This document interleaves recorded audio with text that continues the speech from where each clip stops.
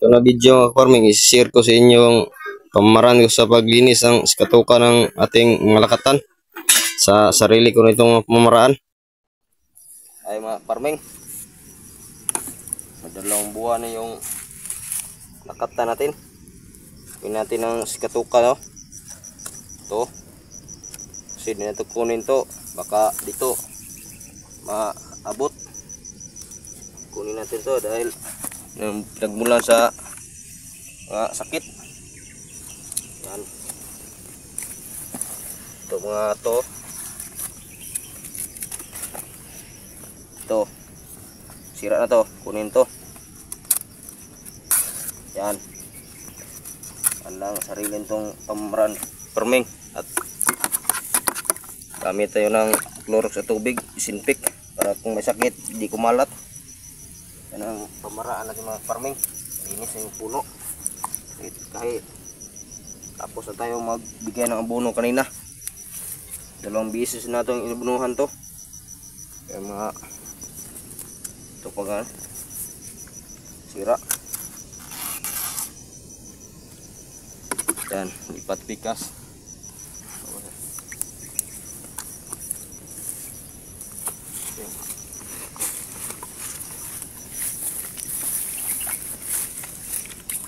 Ito liit pa. Paglipat sintik muna para malayo sakit.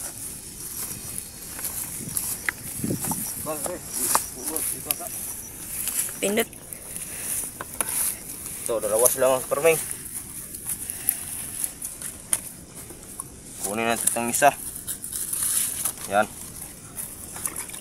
Kasi dito tayo mag-focus sa isa. Pag dalawas lang, posibleng masakit yung isa nitong farming. Dahil agawan sa taba. Yan, kunan natin ng isa.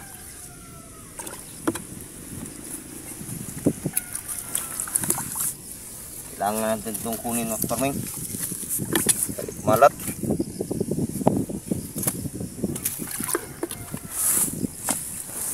Oh, sira na.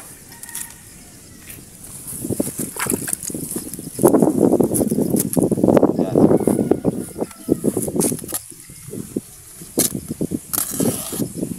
Tingnan natin kung may sira. Ganyan lang kukunin natin. Kasi ito mag-supply ng tubig sa puno to. Ano? Ay sira. Oh. Tuod. Yan ang dahilan ng sakit ng saging natin mga farming. Ito, marami.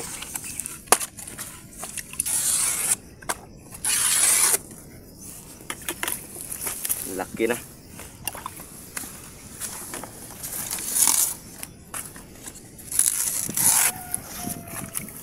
Maganda para may makatapos itong linisan, itong delete. Sprayhan natin yung ano, pwedeng buswak, sabon para maganda yung tubo.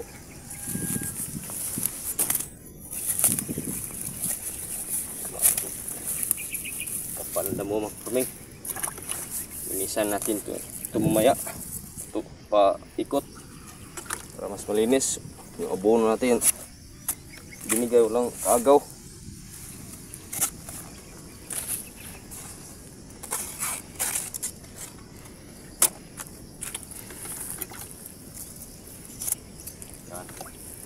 Yan ang ginagawa natin. Sarili natin experience. Oh.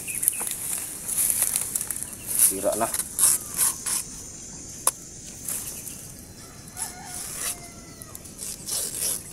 Pwede nyo itong gayahin. Share ko lang ang tutunan ko mga farming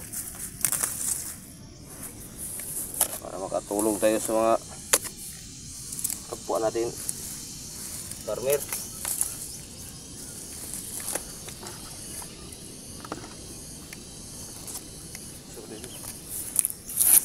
Patay na, kunin natin to.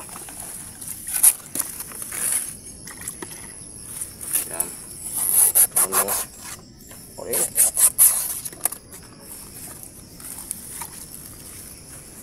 Hindi natin makuha. Kuha ito. Sigurado. Sakit lahat ng saging natin ito. Kasi kumalat ito. Bago.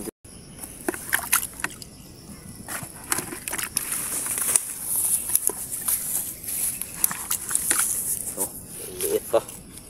Oh, may sira na.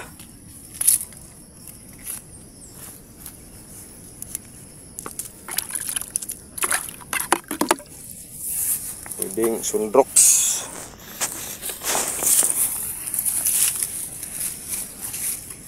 Ano ba? Ito mga kuwantryo, mga tanong.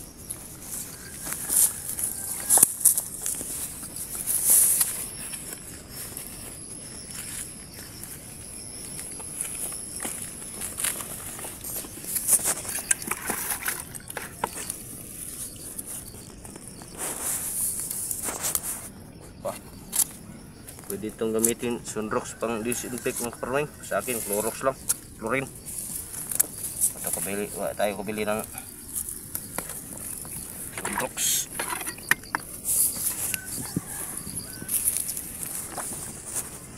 So, tapon lang natin kabila. Yan, gandang tingnan na, linis na.